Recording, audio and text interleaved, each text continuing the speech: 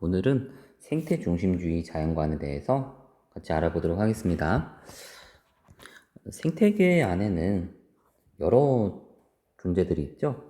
인간, 동물, 식물, 무생물, 이걸 전체를 일컬어서 우리는 생태계라고 합니다. 전에는 인간 요거에 중심을 맞췄다면은 생태 중심주의는 이 생태계, 즉 이 전체에 초점을 맞춥니다. 특정한 인간의 초점이 아니라 전체에 초점을 맞춥니다. 그래서 인간의 이익보다는 자연 그 자체, 자연 그 자체, 생태계 혹은 자연 전체의 가치를 두는 거예요. 전체의 가치를 둔다는 것은 생태계 전체가 안정되고 보존되고 그렇게 무생물을 포함한 무생물까지 뭐 돌 그리고 바람, 흙 뭐 이런 것들 포함한 자연 전체를 도덕적 고려 대상으로 여기는 관점. 그러니까 지구 환경 전체를 깨끗하게 하자 이런 관점이에요. 자, 특징. 인간과 자연이 상호 의존성의 바탕을 둔 생명 공동체임을 강조한다. 자, 여기서 인간은 우리 인간만 말하는 거고 자연은 모든 걸 다 포함하고 있죠. 그러니까 우리 부분적인 것과 그리고 전체적인 것, 뭐 풀, 나무, 흙, 돌멩이 모든 것들이 상호 의존성, 의존한다는 것은 서로 의지한다는 거죠. 의존성의 바탕을 둔 생명 공동체이다. 왜 의존하고 있냐? 우리가 만약에 흙이 오염되면은 농사를 지을 수가 없죠. 물이 오염되면 우리가 물을 마실 수 없죠. 즉 인간이 자연에 영향을 주면 물을 만약에 오염시키면은 자연은 인간한테 피해를 줘요. 인간이 지구 온난화, 어떤 이산화탄소를 많이 배출하게 되면은 자연은 인간한테 자연재해를 야기하죠. 서로 의지하고 있어. 연관되어 있어. 그래서 이거 전체는 생명 공동체로 봐야 된다. 전체가 생명 공동체다. 즉 우리는 자연을 하면은 무생물로 보잖아요. 무생물. 무생물로 본다는 거는 자연에 무생물적인 것도 많죠. 바위, 흙, 이런 것도 물. 근데 그런 것들조차도 생명을 지닌 공동체로 보자는 거예요. 그러니까 생명의 범위가 무생물까지 다 이제 범위가 넓혀진 거죠. 뭐 예를 들면 뭐 살아있는 지구 막 이런 거 그런 다큐 보면은 지구 전체가 무생물까지 다 포함해서 거기에 있는 것들이 다 생명을 지닌 함께 살아가는 공동체로 보고 있는 겁니다. 그래서 인간이 자연의 지배자가 아니라 자연의 평범한 구성원 중에 하나로 보는 거야. 여러 이런 존재들 중에서 인간은 그 중에 하나에 소속된 구성원이다. 평범하다. 다른 존재들 간에 평등해요. 굳이 어떤 거에서 우월하다고 보는 관점이 아닙니다. 자, 한번 여기 그 그림을 보면서 이해해 볼까요? 보니까 뜨거운 물을 아무렇게나 풀밭에 버리면 어떻게 하나 라고 하니까 왜요? 더러운 물도 아닌데요? 우리 조상들은 마당에 뜨거운 물을 버릴 때 반드시 식혀서 버렸단다. 만약에 뜨거운 물 버리면 여기 있는 풀들이 다 죽어나죠. 죽죠. 여기에 있는 개미라든지 여러 가지 곤충도 죽고 흙도 어떤 갑작스러운 변화에 좋지 않은 영향이 있을지도 몰라요. 그러니까 우리 사람한테도 뜨거운 물은 굉장히 뜨겁잖아요. 그러니까 자연도 똑같이 바라보는 거예요. 어떻게 보면 평등하게 보고 있는 거죠. 그래서 인간의 이익보다 자연 그 자체, 관치를 인정하고 무생물을 포함한 자연 전체를 도덕적 고려 대상으로 본다. 도덕적으로 고려한다는 것은 선행의 대상으로 보는 거야. 도덕이라고 하는 것은 착한 일을 하는 거잖아요. 선행을 하는 거 남을 배려하는 거잖아요. 자연도 배려의 대상으로 보는 거예요. 그래서 보시면 서로 의존해 있다. 우리는 다 평등해요. 그리고 서로 의지하고 있죠. 동물들이 있기 때문에 우리가 생명이 살 수가 있고, 그리고 아까 말했다시피 자연환경을 오염시키면 우리 인간들도 생존이 보장받을 수 없죠. 그래서 여러 존재들 중에서 그냥 평범한 구성원이다, 일원이다.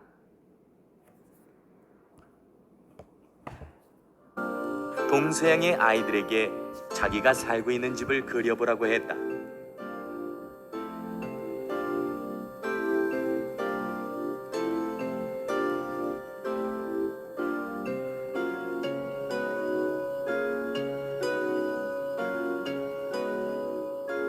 동양의 아이들과 서양의 아이들의 그림에는 재미있는 차이가 나타난다.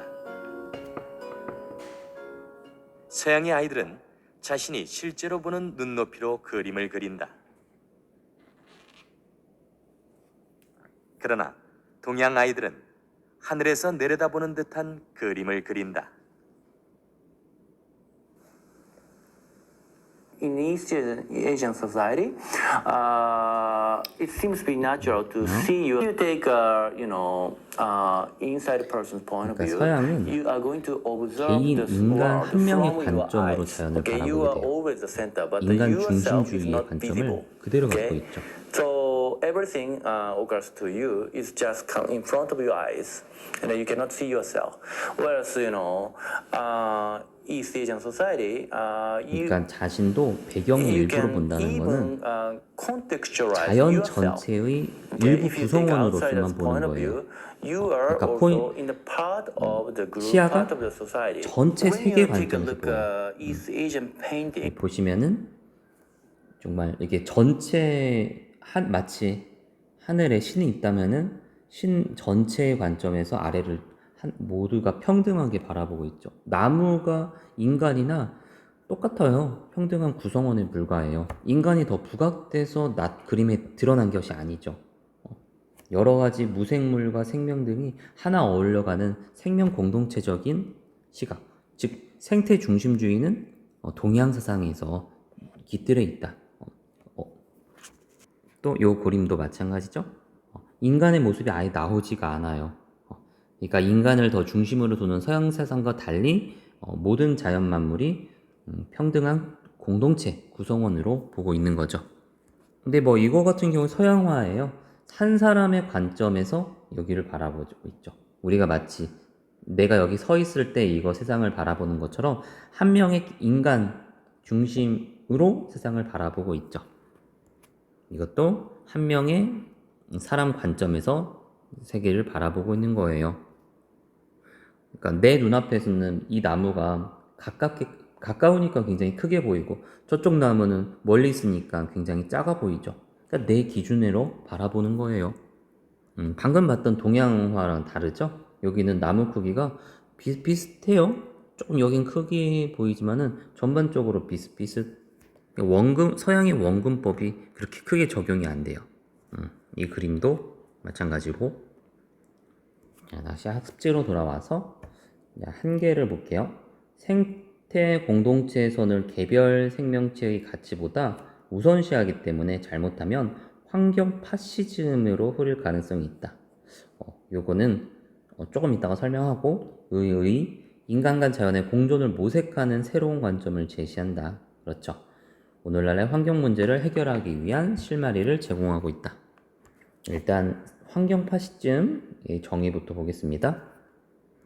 환경 파시즘은 생태계 환경을 보호한다는 명분으로 전체를 강조하는 거야. 그래서 개인은 무시가 되는 거야. 요거는 독일의 나치주의에서 시작되었다.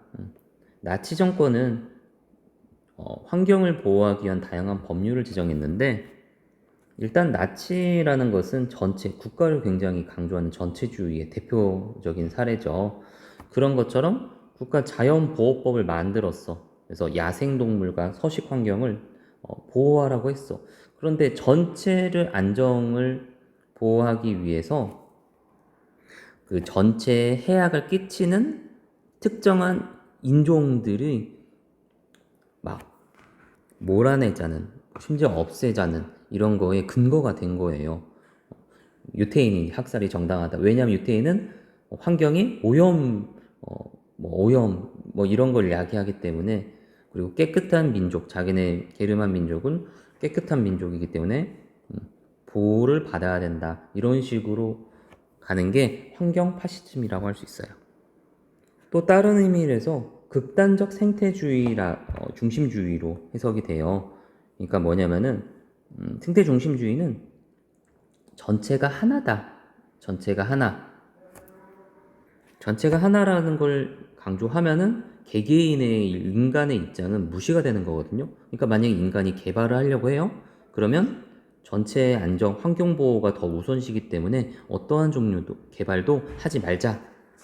에서는 인간을 포함한 모든 생명체가 자연을 구성하는 일부이고 자연도 인간처럼 그 자체로 소중한 가치인 본래적 가치를 지니므로 자연의 가치를 인간에게 이익이 되는가에 따라 평가해서는 안 된다고 봅니다.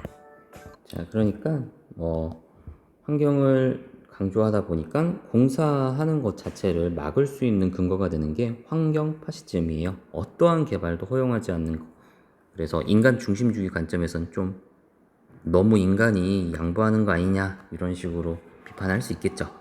다시 학습지로 돌아와서 인간 중심주의 입장을 지닌 근대 서구 사상가 저번에 배웠던 건데 베이컨은 방황하고 있는 자연을 사냥해서 노예로 만들어 인간의 이익에 봉사해야 한다고 주장을 통해 인간의 자연에 대한 지배와 정복을 정당화했다. 데카르트는 나는 생각한다. 그러므로 나는 존재한다. 자기의 존재 정체성을 생각한다에서 가져온 거예요. 생각하지 못하는 존재는 열등한 존재다라고 보는 거죠. 인간은 본질적으로 의식적, 정신적 존재로서 물질적 자연의 세계로부터 완전히 분리되어 있는 전혀 별개의 존재라는 이분법적 사고방식. 자연은 물질에 불과해. 생각이 없어요. 이렇게 바라본 거예요. 그래서 차원이 다르다. 열등하니까 정복할 수 있다. 라고 바라볼 수 있는 거죠. 베이컨이나 데카르트나 정복, 지배 정복 강조하는 거는 똑같아요. 써있지 않았지만 데카르트에서는 이러한 근대의 자연과는 자연환경을 인간과 분리된 것으로 보고 자연을 통제하고자 한다. 자, 생태중심주의, 레오폴드 데지울리. 통찰력 있는 사람들은 이른바 무생물적 자연을 살아있는 것으로 간주해왔다. 그러니까, 자, 보통 우리가 무생물 하면은 아까 말했다시피 흙, 그리고 흙, 물, 공기. 이게 무생물이죠. 이런 것을 통찰력, 똑똑한 사람들은 이거를 살아있는 것으로 간주했는데 레오폴드도 사람 이름이에요. 이거를 동의한다는 거죠. 살아있는 거로 보자. 상당수는 지구와 인간 사이에는 지구에 대한 기계적인 이해에서 나오는 것보다 더 깊고 밀접한 관계가 존재한다는 것을 직관적으로 느껴왔다. 밀접한 관계가 있어. 기계적으로 이해하지 말자는 거예요. 철학은 도덕적 죄의식을 느끼지 않고서는 지구를 파괴할 수 없는 이유를 제시해야 한다. 자, 여기 부분 보자. 지구를 파괴할 수 없는 이유를 왜 파괴하면 안 되는지 이유를 제시하죠. 즉, 죽은 것, 무생물로 간주해왔던 지구도 사실은 일종의 생명적 성질을 소유하며 따라서 우리는 지구 그 전체를 직관적으로 존중해야 된다. 레오폴드는 인간의 대지의 이론, 그리고 자연은 인간의 이해와 상관없이 내재적 가치. 내라고 하는 것은 안에 있을지. 한자가 안내 있을지예요. 어떤 현상이 안에 존재하는 것. 그러니까 동물의 가치는 동물 그 자체 안에 있어야지 인간 그 동물을 통해서 인간한테 도움을 준다든지 그러니까 외적 가치가 아니라는 거야.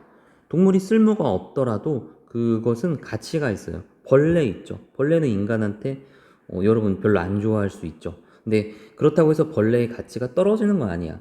외적으로 영향을 주는 거를 무시하고 벌레 그 자체에서 가치가 있다는 거예요.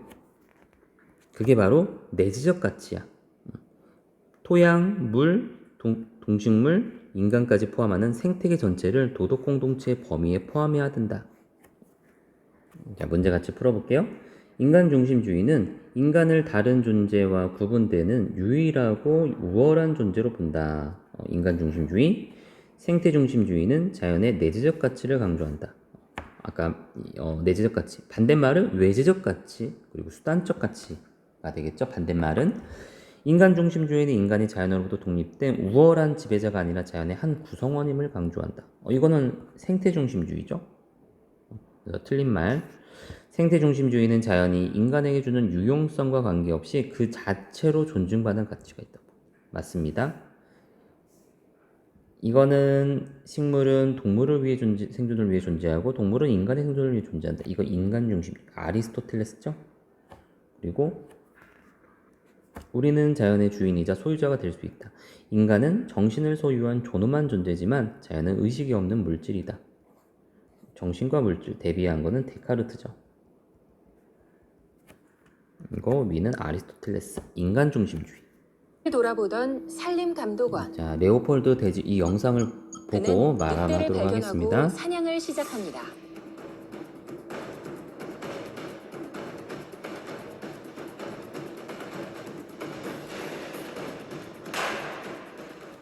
늑대가 줄면 사슴이 늘어나 산이 더 아름다워지고 사냥하기에도 좋아질 거라 생각했기 때문이죠.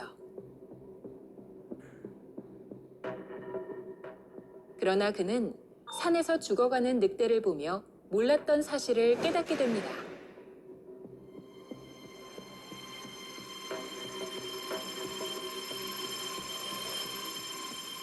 늑대의 눈에서 맹렬한 초록불꽃이 사그라지는 걸 보았다. 그 눈동자에는 늑대와 산만 알고 있는 내가 처음 보는 무엇이 있었다. 그날 이후 내내 그 사실을 잊지 않았다. 늑대가 사라진 산에는 사슴이 늘어났고 먹을 만한 덤불과 어린 나무는 모두 사슴에게 뜯어먹혀 비실대다가 죽었다.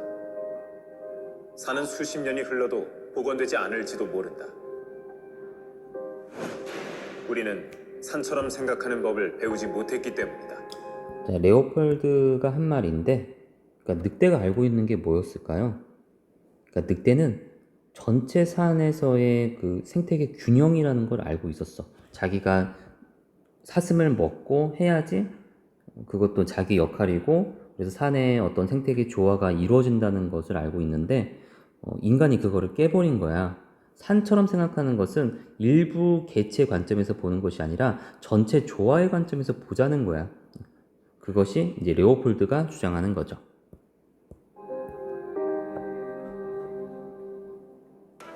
사슴과 늑대, 그리고 산을 비롯한 자연의 모든 존재가 긴밀하게 연결된 생명 공동체란 것을 깨달은 산림감독관. 그가 바로 생태 중심주의 윤리학자 레오폴드입니다. 레오폴드는 단일 개체보다는 전체로서의 생명 공동체의 중요성을 강조하는데요. 꿀벌이 사라지면 지구가 멸망한다는 유명한 말이 있죠. 꿀벌이 사라지면 나무들이 열매를 제대로 맺지 못해 수가 줄고 먹이 사슬에 따라 동물, 인간 등에 지대한 영향을 미쳐 지구 생태계 전체를 멸망에 이르게 할 수 있다는 뜻인데요.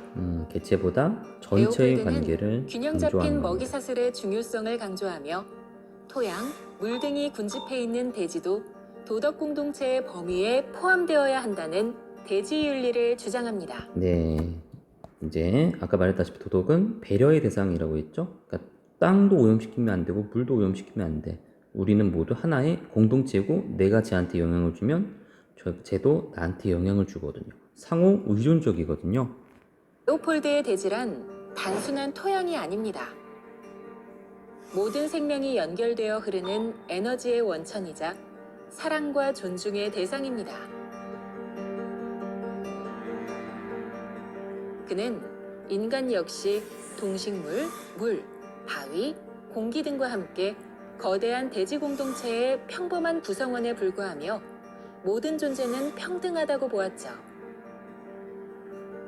그렇다면 레오폴드는 개별 생명체를 자원으로 활용하는 문제에 대해서는 어떻게 생각했을까요? 어떤 것이 생명 공동체의 온전성, 통합성, 안전성, 아름다움의 보존에 이바지한다면 그것은 옳고 그렇지 않다면 그르다. 레오폴드는 생태계 전체의 유기적 관계와 균형을 중요시했기 때문에 생명 공동체의 안전성을 해치지 않는 선에서 개별 식물이나 동물 등을 자원으로 활용할 수 있다고 보았습니다. 자, 만약에 전체 안정을 위해서 강조하죠. 도덕 공동체 강조하죠. 그렇다면 우리가 쌀도 먹으면 안 되고 동물도 먹으면 안 되고 모든 거 다 해치면 안 된다라고 하면 우리 생존할 수 없잖아요. 그런데 레오폴드는 그렇게 극단적인 주장을 하는 게 아니에요. 어느 정도는 밥을 먹을 수 있고 고기도 먹을 수 있어요.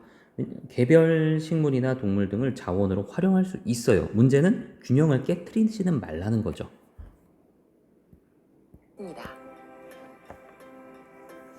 예를 들어 생태계를 위협하는 황소개구리나 뉴트리아 등을 인간이 인위적으로 잡아들일 수 있다고 본 것이죠.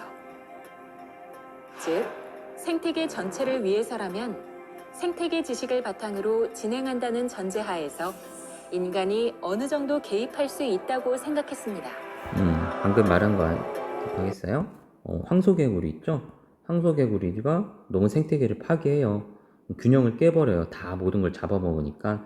그러니까 인간이 개입해서 황소개구리를 잡을 수가 있다는 거예요. 중요한 거는 생명 공동체 질서와 균형이 유지되는 게 중요하지 각 개체의 생존권보다 더 중요한 것은 전체의 균형이거든요. 자꾸 이렇게 얘기를 자꾸 들어보니까 전체를 중요하게 생각하는 파시즘이 생각나죠. 그래서 환경 파시즘이라는 빠질 수 있다는 비판이 일어나는 이유가 바로 이런 것 때문이에요.